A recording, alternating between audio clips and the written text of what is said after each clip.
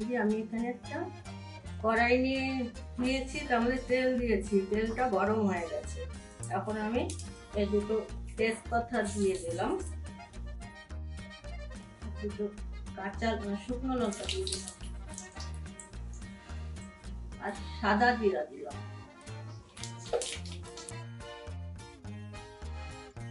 এখানে আমি আদা দিয়ে দিলাম, চারটা কাঁচা লঙ্কা দিয়ে দিলাম, পেঁয়াজ দিলাম,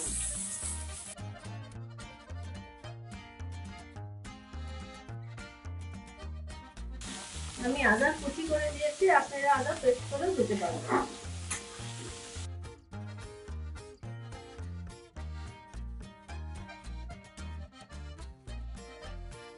এখানে আমি একটা টমেটো কুচি করে নিয়েছি, টমেটো বীজ ফেলে দিয়ে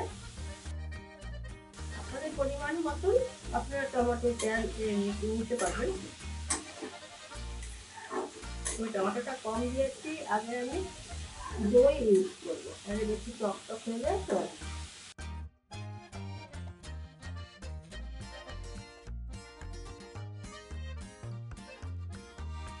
এখানে আমি 1 চামচ হলুদও দিয়ে দিলাম,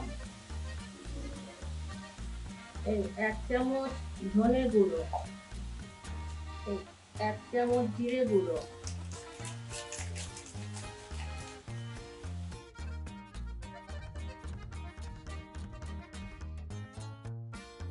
এখানে আমি মটর বয়েল করে নিয়েছি, 2 সিটি মেরে কুকারে, প্রেসার কুকারে মটরটা দিয়ে দিলাম।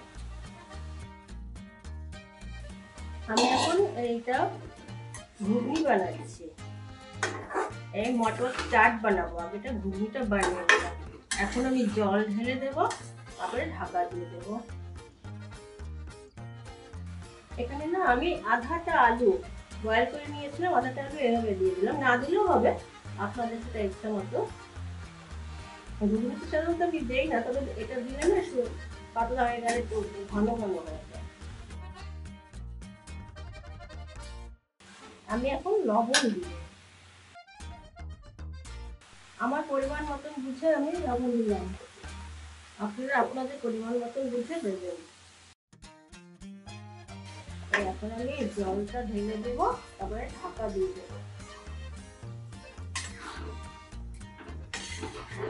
জলটা এই বয়েল জল, মটর বয়েল জল,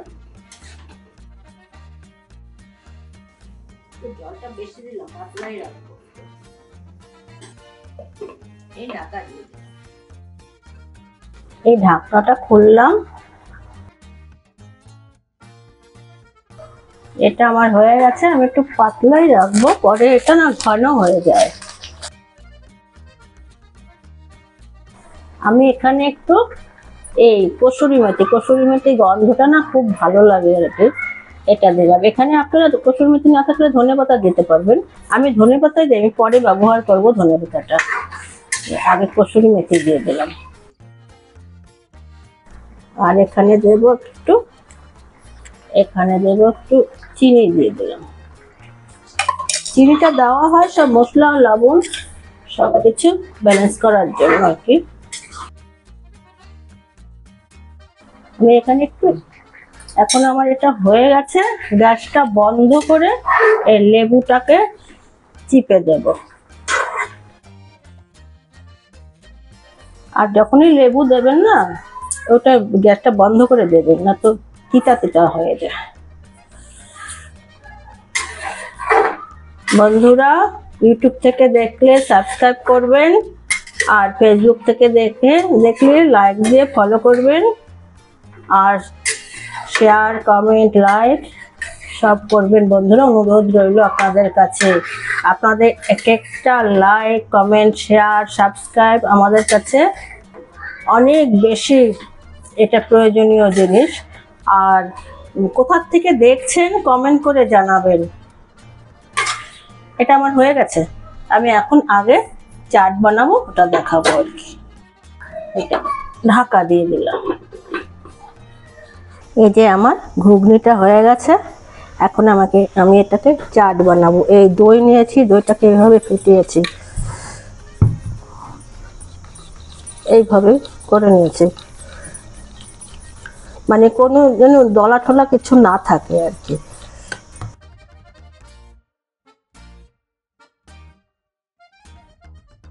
এখন আমি এইটার মধ্যে দেব একটু গোলমরিচের গুঁড়ো। আমি দেখাচ্ছি, আপনারা আপনাদের পরিমাণ মতন দেবেন। একটু ধনে পাতা,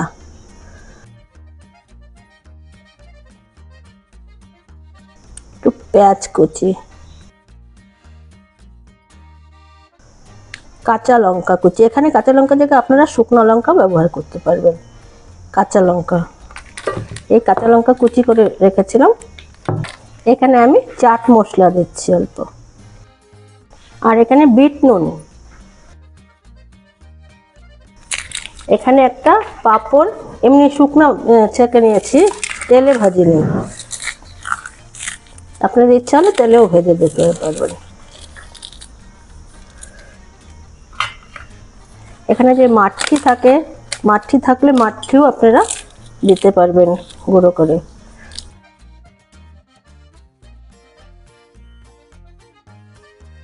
একটু এই ভুজিয়া মানে আপনাদের কাছে যদি ওই আলু ভুজিয়া থাকে বা এমনি বেসনের ভুজিয়া থাকে ও দিতে পারবে। এটা তো আমার চানাচুর আর কি, চানাচুর দিয়ে দিলাম। এই পাঁপড়, এটার উপরে আর একটু দই, দেখার জন্য সুন্দর লাগবে। এটা তো হয়ে গেল আমার চাট বানানো। এখন যে এটার মধ্যে করব, বাইরে যে দেয় এভাবে তো বাটির মধ্যে দেয়।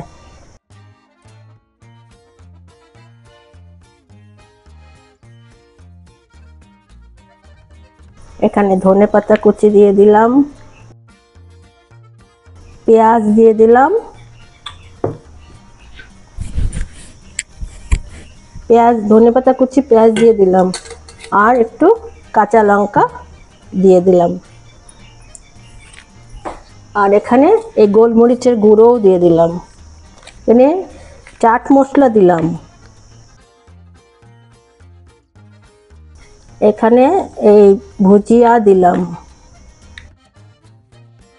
একটু গোলমরিচের গুঁড়োও দিয়ে দিলাম, এই একটু দই দিলাম। এটা তো দেখার জন্য আর কি, সুন্দরের জন্য।